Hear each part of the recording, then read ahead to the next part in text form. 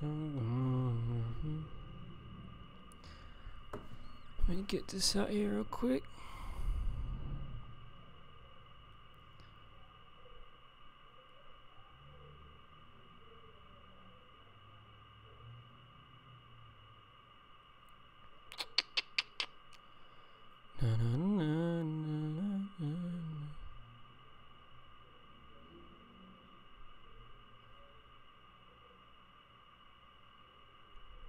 Dude.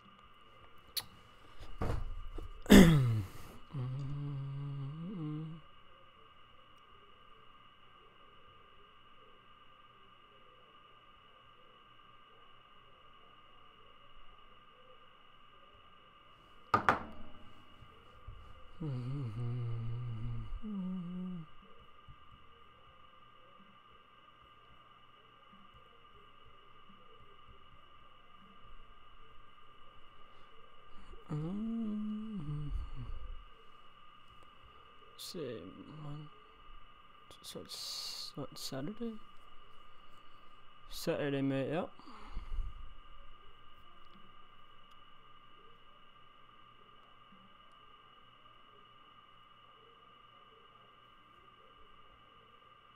Restart.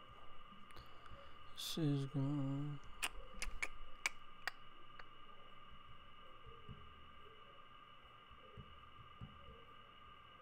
Yeah.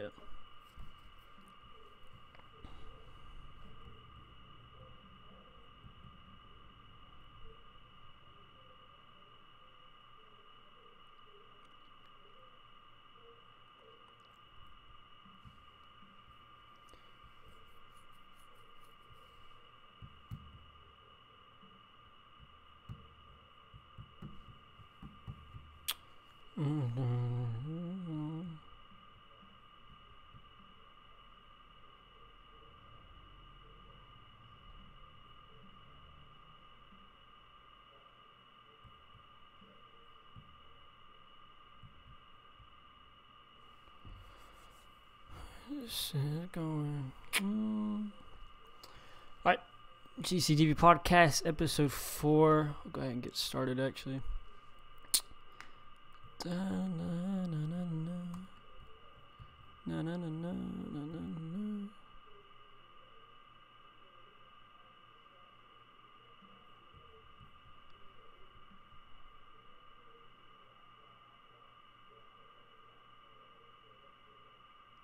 don't care about the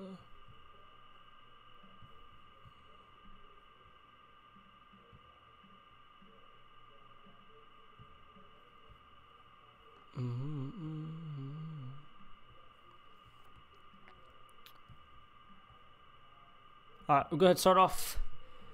I'll start up in the East bracket. We'll start off. We'll just go first round and then meet in the matchups in the second round. Probably discuss it like that. I feel like that's probably the easiest. I would assume.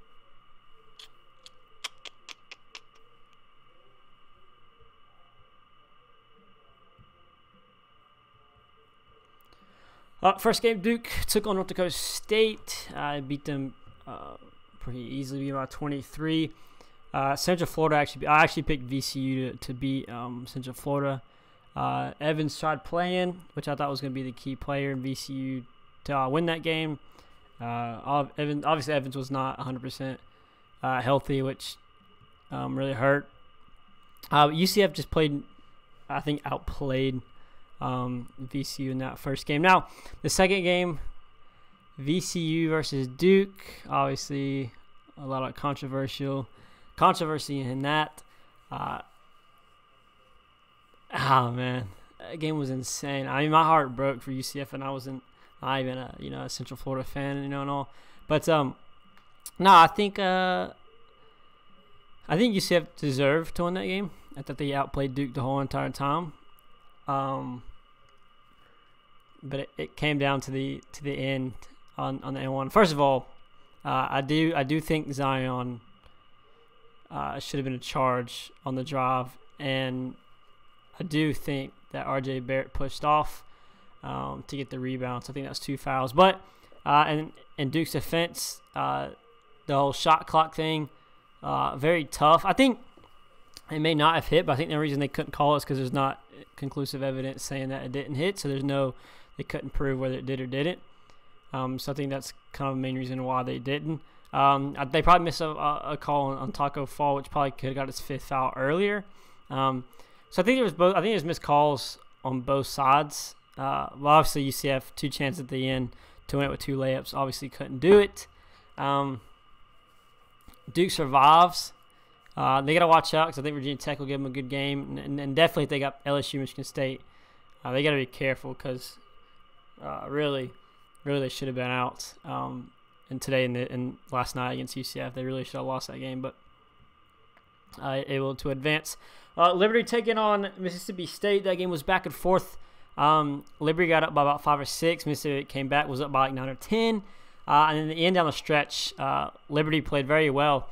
Mississippi State tried to trap, and I thought Liberty played out of that very, very well. I thought Liberty ended the game really, really, really strong. I think that's the main reason why Liberty won, and their big man down low in Bell, I think he was crucial in Liberty's win on that game. Virginia Tech took on St. Louis. Ever since tip-off, not much about that one. Virginia Tech completely dominated that whole entire game. St. Louis, really from the beginning, just didn't look like they had even a chance or a shot at winning that game. So kudos to Virginia Tech. When Virginia Tech played Liberty, they did not get off the same start as they did the first game in St. Louis. I thought Liberty came out a lot stronger off the tip. Liberty was playing very well. The whole first half, I think, was going all Liberty's way. I thought Liberty was playing really, really, really well. But towards the end, the second half, Virginia Tech started to pull away, and Blackshear made some big plays. I thought Virginia Tech was, obviously in the end, was just too good. Now, Virginia Tech will take on Duke Friday night. I believe that is, Friday night. They will play at 9:30 of one of the late games. Should be interesting. Virginia Tech did beat Duke the first game, but they were also without Robinson, and Duke was also without Zion. So, could be a revenge factor for Duke. Going down the line, Maryland taking on Belmont. I actually picked Belmont in this game. Obviously, I was wrong. Belmont, I think, outplayed probably Maryland the whole entire game. When it came down to the end, it came down the stretch. Maryland was just too good. Bruno Fernando and Jalen Smith, I thought, were probably the key players in that game, the two bigs. But Belmont missed a couple layups, so I think that kind of hurt. That kind of hurt Belmont a little bit, but credit to the Maryland to pull that one out at the end. LSU took it on Yale. A lot of people had Yale beating LSU as like their, I guess like their sleeper or kind of like their big upset.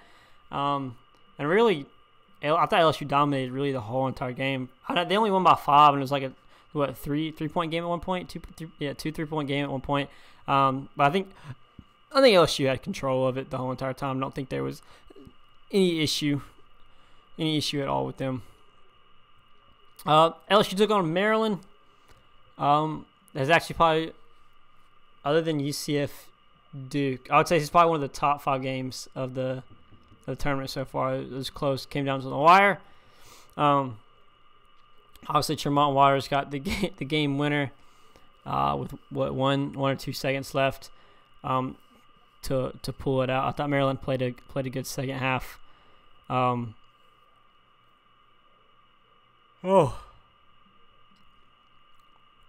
Still thought it was a good win though for LSU to advance to the Sweet 16 the first time since 2006. Minnesota beat Louisville in the first round. Louisville looked awful. It didn't look good at all. But I would also say Minnesota looked really good. Obviously, only averaging five threes a game. They hit 6 in the they hit 6 in the first half. So I thought that was a big key. It's the first NCAA tournament game that they've won in 6 years. Obviously, the 24 points coming from their freshman and Kalsher. As they won by 10. It's a good win, obviously, for Pitino. Michigan State took on Bradley, and that was I think everybody had Michigan State going far. Was a little bit worried. Bradley led 35-34 at halftime, but then obviously Minnesota State pulled away. Cassius Winston took over. He dropped 26 points. He was 8 of 8 from the free throw line. As they were able to hold Bradley off there at the end, but Bradley had a good start. Had a really good start.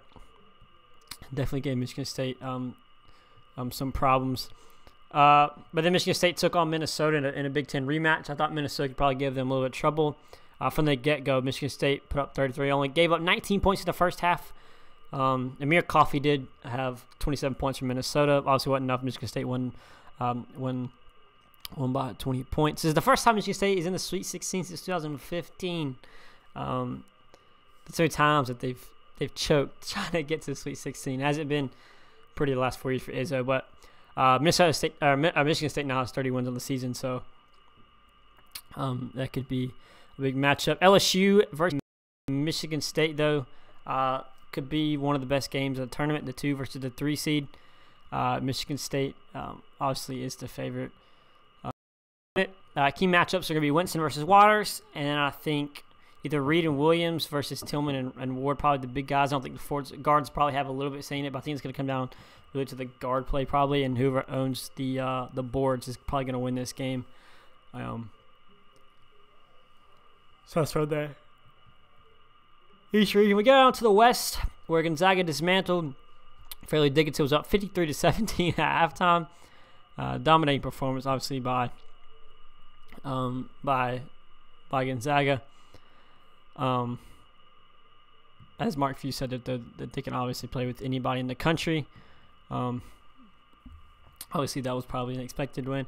Baylor went to Syracuse. Baylor beat Syracuse 78-69 in the first round. I thought Baylor came ready to play. Obviously, Syracuse with Frank Howard being suspended, and then Battle not being able to knock down as many shots as he wanted to. I thought that was a big key. I think that's a lot of the reason why Syracuse did not win this game and why Baylor came away with a big win in that one. And then Gonzaga beat Baylor. They beat about 12. Gonzaga controlled the first half, absolutely dominated the first half. Second half, they let up just a little bit, but Clark dropped 36 points, and it was a very, very impressive performance for Brandon Clark. That got Gonzaga into the Sweet 16.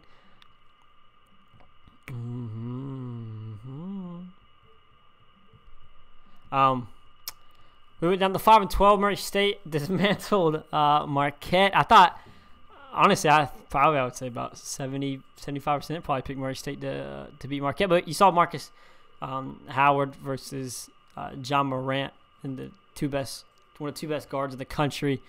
John Morant, though, he had a triple-double.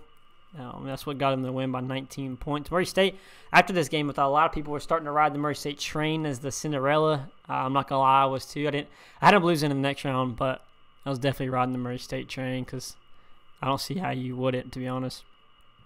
But it went from Murray State. Florida State took on Vermont. Vermont's a very good three-point shooting team. They always have. Definitely a team who's been to the NCAA tournament a lot.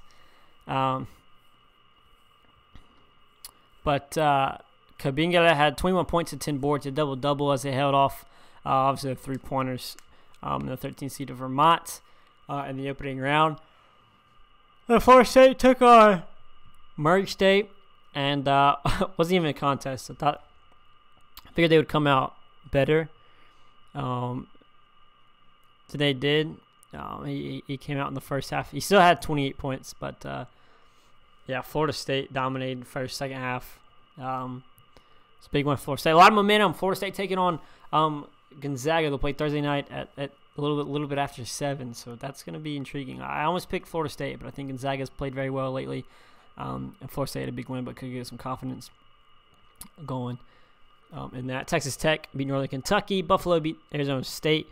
Then Texas Tech beat Buffalo by 20 points to Jarrett Culver. Michigan beat Montana. Florida upset Nevada. Obviously, Michigan then won by 15 against Florida. Texas Tech versus Michigan. It's going to be Jarrett Culver and this dynamic offense that Texas Tech has on Thursday night when they play at 9:30 against probably one of the better defenses in the country in Michigan. I have Texas Tech winning. I actually have Texas Tech going to my Final Four because I think they can beat the winner of Gonzaga and Florida State. But it's not going to be easy. Michigan, one of the better defensive teams in the nation. But I do plan on seeing Gonzaga and Texas Tech in the Elite Eight. Virginia struggled a little bit against Gardner Webb, ended up pulling out the win. Oklahoma absolutely dominated Ole Miss, scored 58 points in the first half. Virginia took on Oklahoma, and Virginia showed their tempo and why the defense is key because they gave Oklahoma scored 51 points in the whole entire game, where they scored 58 in the first half against Mississippi. So good win for Virginia as they're back into the Sweet 16. Oregon had a big win against Wisconsin. The Ducks are rolling. They've now got, that was a 7th straight, but they've got 8 straight after beating UC Irvine last night. So 8 straight wins for Oregon is huge, and I think it's going to be very key. Irvine beat Kansas State with their shooting. Obviously, Kansas State didn't have Dean Wade. I think that was kind of a key moment when D Wade wasn't able to play. But then Oregon came out and pulling away with UC Irvine, and Oregon's rolling to get 8 straight wins. UVA's been playing good, especially against Oklahoma. I think that actually might be I think it's going to be a bigger and better matchup than most people think. Probably everybody thinks because Oregon is a 12 that UVA might just beat them, but Oregon is very strong. Very, very strong. Nova pulled away against St. Mary's. Struggled a little bit. Purdue beat Old Dominion pretty handled, but Purdue. Carson Edwards dropping 42 points against Villanova. I thought that was probably one of the bigger highlights of the tournament. Looking very, very good. Tennessee pulled away from Colgate. Colgate was shooting the ball very well. And Iowa beat Cincinnati, which I think was pretty much an upset. I think a lot of people were picking Cincinnati, especially in Columbus. Then Iowa playing Tennessee. Tennessee was up by 25 at halftime. They were completely rolling. They were dominating. They were doing everything they possibly could. They just like they're going to cruise control, and then Iowa fought back and actually sent overtime, where Williams took over in overtime. But Tennessee, something about them blowing leads and coming back. And I think coming in this Purdue game, probably still a favorite, but I think they win this and play UVA. They'll go as underdog. I think that's when Tennessee plays at its best, is in close games and when they're underdogs. So Tennessee, Purdue, Virginia, and Oregon. I do have Virginia taking on Tennessee, but I did have Villanova in the Sweet 16, not Purdue, so I got that one a little bit wrong, but I think Purdue will give Tennessee definitely a handful. We get on the West. Carolina took care of Iona in the second half. Iona actually led at the half, but in the second half put away. Washington beat Utah State pretty comfortably. I thought Washington looked really good in that game. I thought they could probably give Carolina some trouble. That was not the case, though. Carolina did beat Washington pretty handily. They actually looked really good. Auburn escaped New Mexico State. It's like Auburn was trying to throw the game away, and New Mexico State was trying to throw the game away. It's like you didn't know which one was trying to lose. Auburn pulled away. Kansas looked very dominant Northeastern. I thought Kansas could probably beat Auburn, but Auburn came out shooting the lights out of the ball. Obviously, if they want to win the games, they have to shoot very well. Auburn will play Carolina. I think Auburn can give Carolina trouble because they play at the same tempo, and then they shoot the ball just as well as Carolina. So I think that'll be a very close matchup to watch on Friday night. Ohio State get the upset over Iowa State, who won the Big 12. Iowa State, I thought was a sleeper to go to. I had them in the Sweet 16. I almost put them in the Elite Eight, but I didn't. I thought they were a team that could have got there. Very unlucky, though. I thought they had a fantastic year. Houston dominated Georgia State, no question about it. And then Houston dominated Ohio State. Houston's actually playing the best basketball after losing to Cincinnati in the American Conference Final. Tournament Final, obviously. They're going off now. They're looking really good. Wofford beat Seton Hall. Fletcher McGee setting the record of 3 points. Most 3-pointers made in the NCAA, so shout out to Fletcher McGee. And then Kentucky completely dominated Alabama Christian. Abilene Christian. And then Kentucky beat Wofford by 6, but McGee went over 12 and 3. If he would have knocked down just 3 or 4 like he averages, Wofford actually probably would have won the game. Kentucky without PJ Washington. I think Kentucky still beats Houston without PJ, but I think when they play Carolina or Auburn, I think it's gonna affect him if he's not back by then. Yeah, so the Sweet 16 is gonna be very, very, very intriguing, and anything can happen. We'll see how that goes. Move on to the NBA. Obviously, the playoff race is pretty high up. As the West, we had 4 or 5 teams, I think, tied, right? They all have all the same record going in. So take a look at this. Yeah, the Western Conference. So, well, it's a little bit changed now. As Golden State is only just a half a game above Denver, so the 1 and 2 seed are still up for grabs. I think Houston is Houston's a 3 seed right now. I think they'll probably stay that way. Portland pulls away in the 4 seed as they're 2 games above the Clippers, who are in 5th. And then the Thunder and Jazz have the same record, and the Spurs have just one more loss because they played one more game than both the Thunder and the Jazz. So 6, 7, 8 still up for grabs. Everybody has been eliminated. The Kings technically still alive, but I don't think the Kings will get into it. And the Eastern Conference, Jeremy Lamb's half-court shot last night for the Hornets kept them in the race. I think the Bucks will still the 1. I think Toronto still is 2. I think the 76ers still 3. Pacers, Boston are in the 4 and the 5 right now. Boston has a 5 seed, kind of weird, but they're on a losing skid right now. They got to try and fix that. Brooklyn is the 6 right now. Detroit's 7. Miami is the 8. The Magic are 1 game behind the Heat, and the Hornets are 2 games behind the Heat. So the 8 seed is there. The Wizards technically have been eliminated, but I don't think they'll get in. And then obviously the Hawks, Bulls, Cavs, and the Knicks all been eliminated as the Knicks hit 60 losses the other night. So the NBA playoffs should be interesting, especially really the West is more like who's going to get the 5, 6, 7, 8, whereas the East is pretty much I think who's going to get the 7 or 8. Detroit could still end up losing a couple games and end up not making it. So there's that. We go to soccer now. Obviously, the Africa Cup of Nations, they finally finished up the qualifying as I got to watch a couple of those games. Obviously, they expanded from 16 to 24 teams, which I think is good. A lot more teams to get in. Egypt is the host. The last time they won it was back in 2010. Trying to do something good. Senegal were the Group A winners as they qualified after making the last World Cup. The best finish they had was runner-up back in 2002. That's also they went to World Cup and shocked France. That's when Senegal was really, really, really, really good. Madagascar were the Group A runners-up as this is their first time ever qualifying for the Africa Cup of Nations. I think they obviously would have made it even with the 16. But I think now that they've got this going, the expansion, I think that allows teams like this to get in. Morocco was the Group B winners. Their best finish were the winners back in 1976. They did make the World Cup in 2018, but they have not won or really done anything with the Africa Cup of Nations as of late.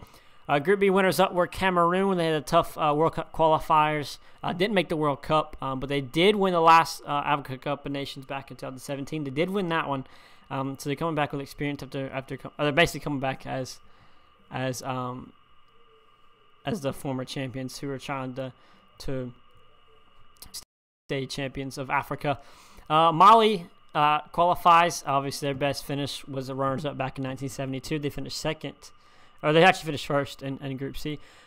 Group C runners-up were Burundi as they make their debut, first time ever in the Africa Cup of Nations, as they got a draw out of Gabon, and that's what got them there. Gabon there with Pierre-Emerick Aubameyang, Lamina, a bunch of good players. Gabon just couldn't. They just couldn't pull it together. So Burundi will make their first ever appearance in the Africa Cup of Nations. Algeria, Group D winners. They won it back in 1990. Obviously missed out on the World Cup. Very, very, very talented squad. I think they can make a deep run, depending on how they play as they did. If they played, they did in qualifiers. Group D runners-up were Benin as they got the tie actually they got a win in their last game to get here.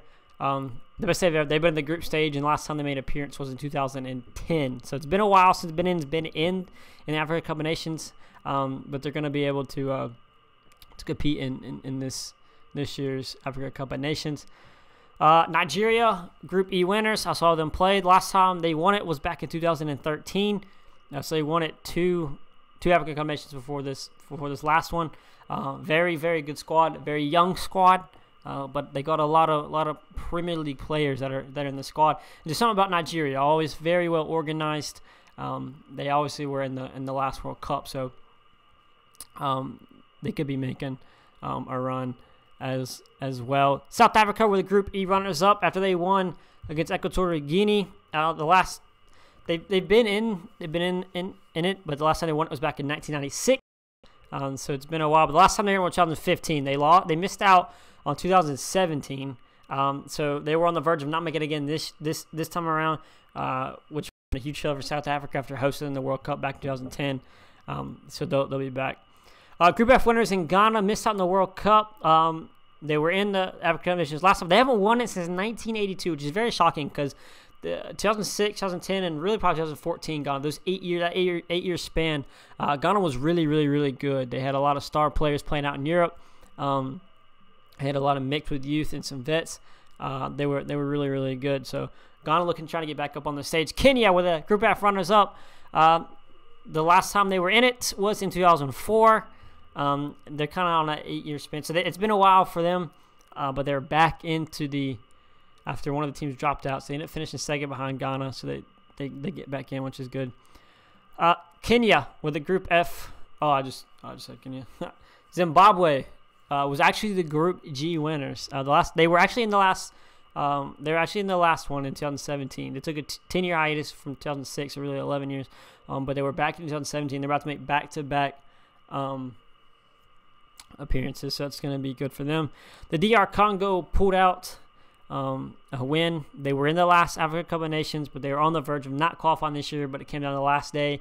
They did win it back in 74, so it's been a while since they've won it as well, but they obviously have the chance of bringing their country home another Cup of Nations. Guinea was the Group H winners. They're back in 2015 after missing out on 2017. They're back in it for they were in 2015. They were runners up in 1976. That's their best finish. They did win Group H, and they looked really, really good. Group H runners were Ivory Coast, who missed out in this last World Cup, which is very shocking. Once I think Yaya Toure, like Javinho and guys like that, Ivory Coast was obviously at its best. They still have some of those guys. They were in it 2017. The last one, they did win in 2015, the year after the World Cup, when they still had, I think, their prime players, and really probably should have made out of the group stage in the World Cup. I thought we're screwed by PK against Greece in that 2014 game, if you remember that one. So they're going to look back at the top of Africa as well. Angola, Group I winners. Last time they were in 2013, so they missed out in the past two, but they did make the quarterfinals 2008, 2010, and they won the World Cup back in 2006. I don't think a lot of people probably don't know that, but Angola was in the World Cup back in 2006. So look out for them because they're a very, very solid team. Obviously, you win it. Group I winners were Mauritania. This is their debut. They've never been in it. So just like Burundi, it's going to be the first time that they're in the Africa Cup of Nations. I think they're a smaller nation. They probably don't have a lot of not a lot of players that play outside. They do have Hassan El Idi, who does play at Real Valladolid too. I do recognize that's probably their best player. Young squad. I think that's kind of pretty much. I would say that's like why they're in it, but I would say it's mostly because of that.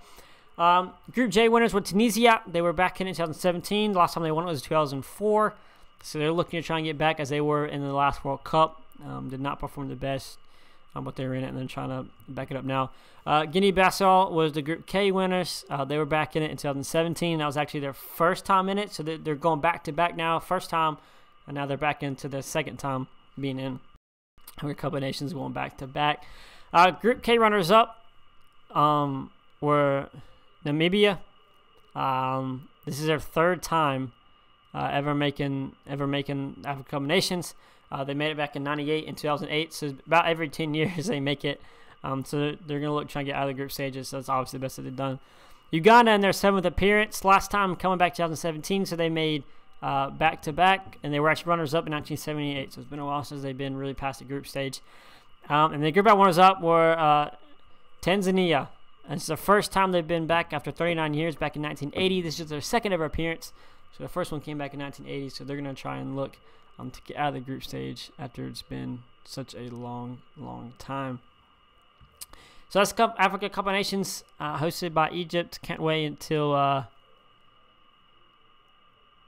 it happens. As obviously it'll be over the summer. So this is how it's going to be. Pot 1 contains Egypt, Cameroon, Ghana, Ivory Coast, Tunisia, and Senegal. Pot 2 has Morocco, Nigeria, Algeria, Guinea, Mali, DR Congo. Pot 3 have Uganda, South Africa, Guinea-Bissau, Zimbabwe, Angola, Burundi. Pot 4 we have Mauritania, Namibia, Benin, Kenya, Madagascar, and Tanzania. That's all based off the FIFA World Rankings in March. So that's kind of how they do it. But Egypt obviously get pot 1 because they are the host, and then Cameroon gets pot 1 because they were the title holders. They host it. So Egypt automatically in Group A though, obviously. So all of them will play at the same stadium. So obviously they're in Group A. So the top 2 advance, and then the 4 to the best 6 third place teams will advance. So it's kind of like basically how the Euros will set it up, because they do have 24 teams now. We had 2 CONCACAF Gold Cup coming this summer. I'm actually excited. Charlotte does get a host again. I think it's Mexico, because they'll be Mexico did draw Group A. They've already put them there. So yeah, they'll play. Well, there'll be 2 games at Bank of America Stadium on 17th, 18th. But I think obviously Mexico will be in one of them. The other 3, whoever gets drawn. So obviously it's a 6 hex place team. So the first place, so Mexico will be in it. This is their 15th Gold Cup appearance. They're champions last time in 2015. The last year they got knocked out in the semifinals to Jamaica, so trying to get revenge there. Costa Rica finished second to hex, so there's our 14th time in it. The best time they came close was on runners-up 2002. Costa Rica is always a dark horse, but for some reason in the Gold Cup they don't seem to perform the best, so they lose in the semifinals. So third place, as we all know, was Panama. This is their 9th time in the Gold Cup, as they were runners-up back in 2013. I don't know if you remember that one. They lost to the United States back in 2013. Honduras was a 4th place team. This is their 14th time matching Costa Rica. They were runners-up back in 1991. Honduras, for some reason, just doesn't perform in this. It seems like World Cup qualifying is kind of their main goal, but in the Gold Cup they don't do as much. 5th place was the United States. They are the title holders and the co-host. As games will be played in the United States, a game will be played in Costa Rica, and then a game will be played in the Caribbean. The United States were the last champions out in 2017, as they won it 2 of the last 4. They're making their 15th appearance, which ties the all-time high with Mexico. Trinidad and Tobago was the 6th place team. This is their 10th time in it. They did finish 3rd place in 2000. So Trinidad and Tobago looking to make some noise here. Haiti finished first in the CONCACAF Nations League qualifying. So the top 10 teams from the CONCACAF Nations League got to basically teams that got into the Gold Cup. This is Haiti's 7th time. They did make the quarterfinals back in 2009. The past they've usually finished one of the better 3rd place teams that have gotten to the knockout stages, but losing the first round. Canada finished 2nd. This is their 14th time in the Gold Cup. They actually won it back in 2000. And a lot of Canadians expecting big things. They got a lot of young players mixed with some good vets, so they're expecting a lot from their team this year. 3rd place was Martinique, which I thought was a dark horse in 2017. I was actually pulling for them until they played the United States, obviously. This is their 6th time making an appearance, as they did make the quarterfinals back in 2002, and I think Martinique is really, really, really good. Very underrated team. Curacao finished 4th. They were back in 2017, but they seem to underperform when they get here. Obviously, the best they've done is the group stage, but just the 2nd time they made it. Just the 2nd time they've been in the Gold Cup, so big thing for them. They got good players. Bermuda is making their first ever debut after finishing 5th in Nations League qualifying. So big kudos to Bermuda. Very, very good squad. Cuba finished 6th. This is their 9th time in it. They missed out in 2017, but they made it in 2015. And they made the quarterfinals back-to-back in 2013, 2015. Very good team, but there's been a problem when Cuba comes to the United States, to some of these island teams, is that when they land, some of the players run off and they try and live here. So that's something to watch out for Cuba. 7th place was Guyana. This is also their first time, so we have 2 debutant teams in here, in Bermuda and Guyana, as they finished 7th. Jamaica finished 8th in CONCACAF qualifying. They lost to El Salvador in the last game, but they were runners-up 2015, 2017. This is their 10th time in it. They beat Mexico and the United States in those past 2 years to get to where they are now. So obviously it's a big win for them to get back into this. Nicaragua finished 9th. This is just their 3rd time in it. They won a group stage in 2017. They were in it in 2009. They took a hiatus. Finally got back in it in 2017, but finished last in their group. El Salvador beat Jamaica in the last game to finish 10th, get there to 11th appearance. So they did make the quarterfinals in 2017, 2013, and 2011. Missed out in 2015. But El Salvador seems to get to the quarterfinals most years. So good start, obviously. For them, Euro qualifying, we head to Europe now. Big games there. Scotland lost 3-0 to Kazakhstan. I know a lot of people who from Scotland or from the UK area thinks that if you lose 3-0 to Kazakhstan home, is probably a sackable offense. They did lose 3-0 to that. Cyprus beat San Marino 5-0. Piatek kept his goal scoring alive when Poland beat Austria 1-0. Poland, they looked all right, but Piatek obviously came in and saved the day once again. Lewandowski was non-existent in that game. Belgium beat Russia 3-1. Tielemans had a goal, and then Courtois had a howler. If you haven't seen it, probably go watch it. He's had a bad season at Real Madrid already. And he's not performing well with the Belgium national team either. But Hazard scored twice to give them the 3-1 win over Russia. Croatia beat Azerbaijan 2-1 after going down 1-0. It did not look good for the runners-up of the world, but they put it off 2-1. Israel tied Slovenia 1-1. Macedonia beat Latvia 3-1. The Netherlands beat Belarus 4-0. Memphis Depay scoring 2 goals, continuing his goal scoring. He's done very well. I mean, Lyon probably trying to keep him, but could be on the move to a big club over the summer. Northern Ireland beat Estonia 2-0 to get things started for them, and Slovakia beat Hungary 2-0. Also, United States beat Ecuador 1-0 in friendly. Can't forget the United States just in a friendly because they played that day. Really lucky goal by Zardes. Don't really know what the keeper's doing, but the United States are 3-0 under Greg Berhalter. So obviously it's a big win for them. On the Friday games, Bulgaria beat Montenegro 1-0. Turkey beat Albania 2-0. Yilmaz Canoglu again on the score sheet again for Turkey. Hadn't played for them in a while. Iceland beat Andorra 2-0.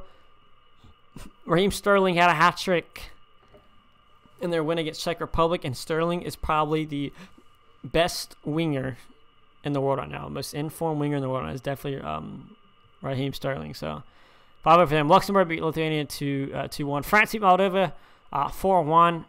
If you haven't seen the chip pass from Pogba, absolutely beautiful. Griezmann on the score sheet, Giroud on the score sheet, and Mbappe on the score sheet. 3 of your attackers. 4-1 France.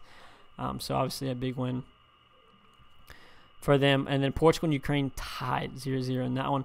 In the friendlies, though, Colombia did beat Japan. Falcao did have a penalty score on that. Uruguay had a big win. And Venezuela beat Argentina 3-1. Messi probably obviously getting a lot of blame, but a lot of the young players were in there for Argentina. As Rondon and Murillo got the goals for Venezuela.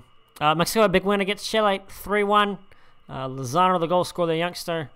Jimenez got on the score sheet good for Mexico as they beat Chile 3-1. Chile does play the United States actually on Tuesday. Saturday's games, though, Switzerland beat Georgia 2-0 with Zuber and Zakaria with the 2 goals. Ireland escaped Gibraltar 1-0, just 1 goal from Hendrick. Malta 2-1. Sweden escaped Romania 2-1. Romania pulled 1 back, but Sweden ended up winning. Bosnia beat Armenia 2-1. Italy beat Finland 2-1. Moise Kean become the second youngest scorer for Italy in that game, so big goal for the youngster there. Greece beat Liechtenstein 2-0, and then Spain with Sergio Ramos Paneca gave them the 2-1 win over Norway in 3 points. Another big one, Brazil tied Panama 1-1. Lucas Paqueta, 22 years old, from AC Milan now. Couldn't pull off the win. Brazil did tie Panama, as the Copa America also comes. So they all done the draw. I think we've gone over that. And yesterday's and Sunday's matchups. Russia came back, beat Kazakhstan 4-0 after Kazakhstan came out with a 3-0 win. Wales beat Slovakia 1-0. Hungary beat Croatia 2-1. So the defending runners-up in the world were beaten by Hungary. Sazla and Parke scored the 2 goals. Austria, Arnautovic started off very strong, but it was Zahavi with the hat-trick to give Israel the 4-2 win over Austria, so 3 points for Israel. Scotland came back, beat San Marino 2-0. Belgium won 2-0. Germany beat Netherlands 3-2. This is what happens when Love actually plays Sane. Sane actually plays a striker. He's not a typical striker, but the goal he scored is exactly what a striker would do. So 3-2 win for Germany and a crucial 3 points trying to get to the Euros. Northern Ireland beat Belarus 2-1. Poland with a 2-0 win, and Slovenia and Macedonia tied 1-1 on that. Obviously, a lot of MLS, obviously. Also went on. But 3 days from now, it'll be the Sweet 16 of the NCAA tournament, and should be very, very, very entertaining. I will be watching all the games, especially when Tennessee plays against Purdue. So look out for that. So this is GC Podcast episode 4. If you have any questions, leave them in the comments or DM me on my socials, on my Instagram or my Twitter, and I'll answer those at the beginning of the next episode. So you have anything, or if anybody wants to join, also comment or DM me, because I do the call-ins by Skype. So if you have Skype, let me know so we can get in. The more people we have in here, the better discussions. I'm going to try and get people in so that way we can try and get things rolling, have more other opinions than just mine. So we'll go ahead and do that. Well, this is episode 4.